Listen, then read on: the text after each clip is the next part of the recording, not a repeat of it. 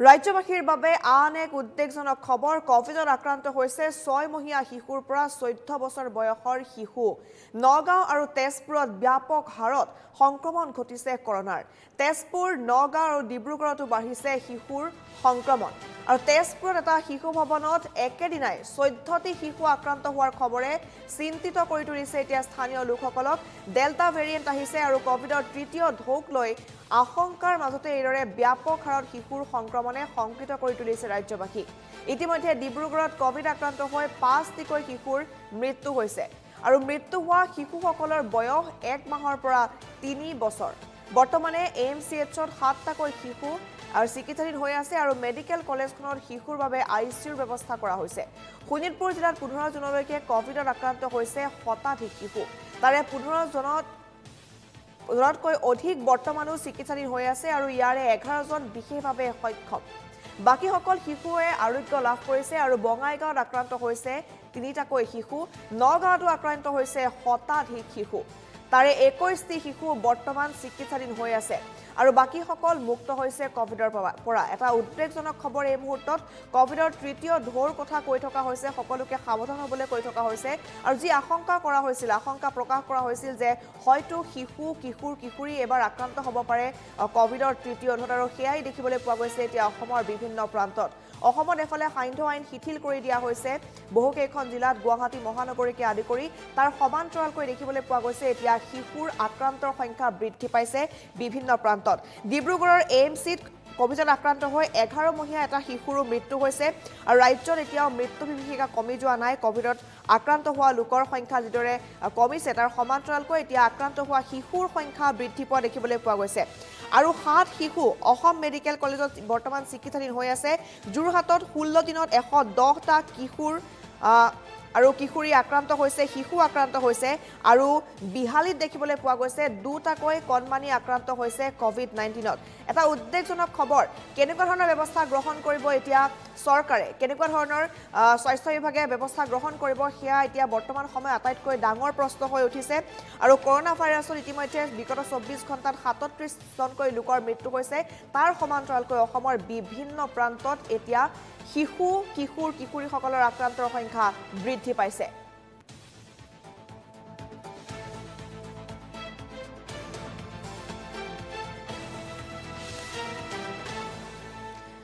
আৰু এই মুহূৰ্তত আমি পোনপটীয়া সম্প্ৰচাৰ যাব বিচাৰিছো নগাঁৱতো শতাধিক শিশু আক্ৰান্ত হৈছে কিশোৰী আক্ৰান্ত হৈছে কোভিডত তপন আপোনাৰ ওচৰলৈ আহিছো এই মুহূৰ্তত নগাঁৱতো যিহেতু উদ্বেগজনকভাৱে বৃদ্ধি পাইছে এতিয়া কোভিডত আক্ৰান্ত হোৱা কিশোৰীৰ সংখ্যা গতিকে বৰ্তমান আপডেট কেনেকুৱা আছে চিকিৎসা ব্যৱস্থাত কেনেকুৱা ধৰণৰ ব্যৱস্থা গ্ৰহণ কৰা হৈছে সেই আক্ৰান্ত শিশুসকলৰ বাবে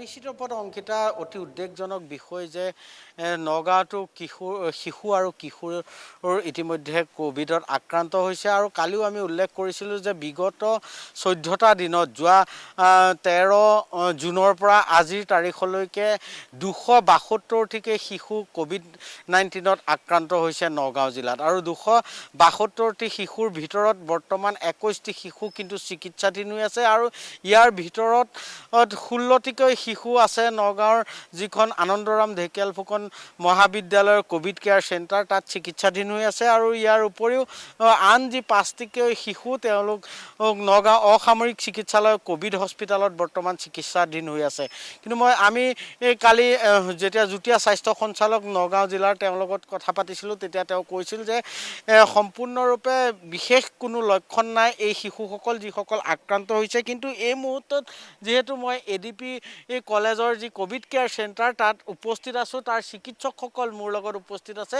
গতিকে ইয়াত যিসকল চিকিৎসাধীন হৈ আছে যিকেইটা শিশু তেওঁলোকৰ স্বাস্থ্যৰ বুজ ল'বলৈ মই তেওঁৰ পৰা জানিব বিচাৰিম কি ক'ব বিচাৰে বৰ্তমানো 16টিকৈ শিশু চিকিৎসাধীন হৈ আছে আপোনালোকৰ কোভিড কেয়াৰ চেণ্টাৰত গতিকে তেওঁলোকৰ স্বাস্থ্যৰ অৱস্থা এতিয়া কেনেকুৱা বৰ্তমান আমাৰ কোভিড কেয়াৰ চেণ্টাৰত 16গৰাকী নহয় 17গৰাকী চিকিৎসাধীন হৈ আছে কিন্তু তেওঁলোকৰ প্ৰতিগৰাকীৰে স্বাস্থ্য বৰ্তমান সুস্থ অৱস্থাত আছে তেওঁলোকৰ কোনো লক্ষণ নাই তেওঁলোকে সুস্থভাৱে আছে তেওঁলোকৰ চিকিৎসাৰ বাবে বিশেষ কেনেধৰণৰ ব্যৱস্থা গ্ৰহণ কৰিছে?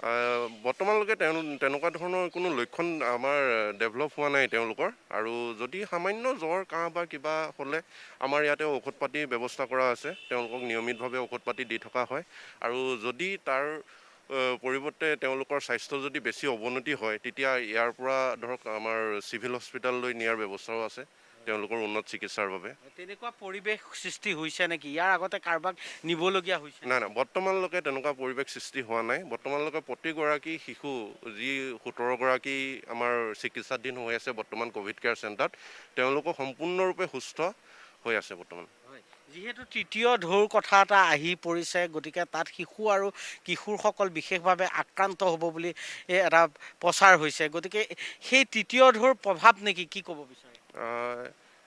তেনেকুৱাটো মানে এতিয়া বৰ আগতীয়া হ'ব তৃতীয় ঢৌৰ বিষয়ে কোৱাটো, কিন্তু আমি ভাবোঁ যে তৃতীয় ঢৌটো সম্ভৱ এইটো নহয়।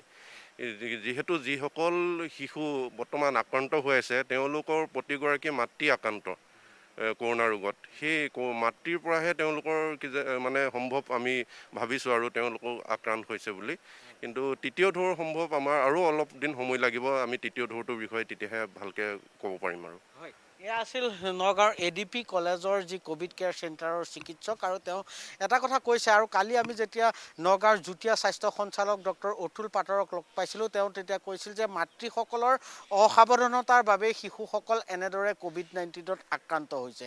কিন্তু অতি গুৰুত্বপূৰ্ণ কথাটো হ'ল কি, নগাঁও জিলাত দিনক দিনে বৃদ্ধি পাইছে ক'ভিড আক্ৰান্তৰ সংখ্যা, আৰু বিশেষকৈ বিগত 14টা দিনত কিন্তু নগাঁও জিলাত সৰ্বমুঠ 272টিকে শিশু COVID-19ত আক্ৰান্ত হৈছিল, আৰু তাৰ ভিতৰত ইতিমধ্যে 251টিকৈ শিশু ইতিমধ্যে সুস্থ হৈ ঘৰলৈ উভতি গৈছে। কিন্তু বৰ্তমানেও নগাঁৱৰ দুটাকৈ স্থানত ADP কলেজৰ যি ক'ভিড কেয়াৰ চেণ্টাৰ আছে, তাত ইতিমধ্যে 17টিকৈ শিশু আক্ৰান্ত হোৱা বুলি ধন্যবাদ জ্ঞাপন কৰিছোঁ তপন আপোনাক এই মুহূৰ্তত। আৰু এয়া নগাঁৱৰ শেহতীয়া আপডেট, আৰু ইতিমধ্যে উল্লেখ কৰা হৈছে 251টাকৈ শিশু আক্ৰান্ত হৈছে ক'ভিডত, আৰু অতি উদ্বেগজনক বিষয় হৈ পৰিছে এইটো, সাৱধান হ'বলগীয়া হৈছে। আৰু সেই শিশুসকলৰ মাতৃও ক'ভিডত আক্ৰান্ত হৈছে, কিন্তু তেওঁলোকৰ কোনো লক্ষণ নাই বুলি কৈছে।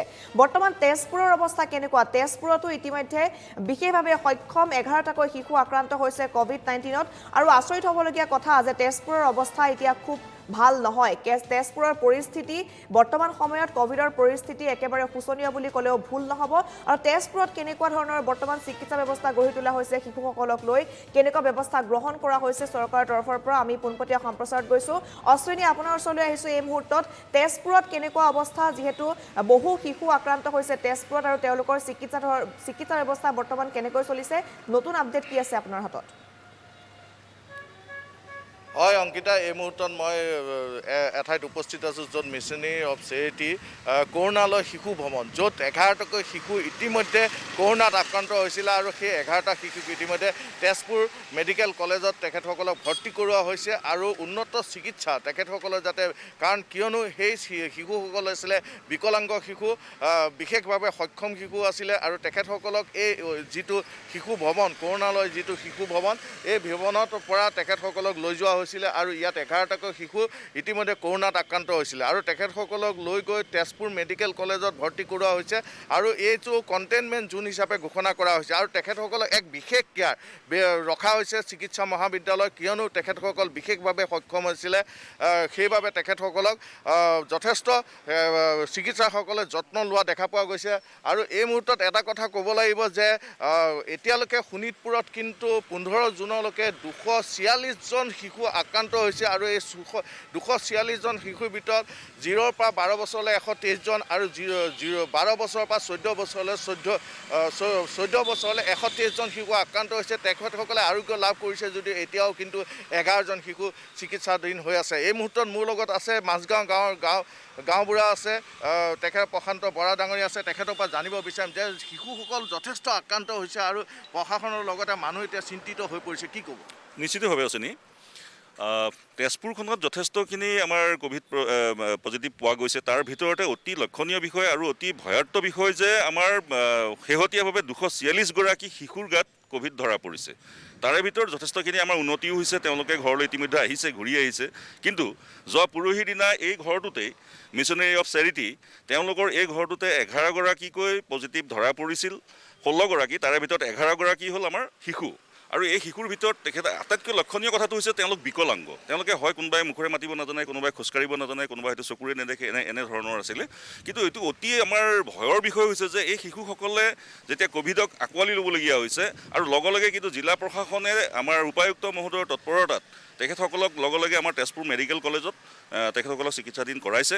কিন্তু প্ৰশাসনে বা চৰকাৰে দৈনিক নতুন নতুন SOP বাঢ়ি কৰি আছে, মানুহক সতৰ্ক কৰি আহিছে, সচেতন কৰিবলৈ চেষ্টা কৰিছে। কিন্তু আটাইতকৈ লক্ষণীয় বিষয়টো হৈছে যে আমাৰ জনসাধাৰণে কিন্তু সেই SOPয়ে হওক বা নিয়ম নীতিয়ে হওক সেয়া কিন্তু মানি চলিবলৈ তেওঁলোকে নিজে মানি লোৱা নাই। এতিয়া কথা হৈছে তাৰ ফলশ্ৰুতিত আজি সৰু সৰু ল'ৰা ছোৱালীৰ গাত ক'ভিড ধৰা পৰিছে। এইটো কিন্তু বৰ অতি ভয়ানক কথা হৈ পৰিছে।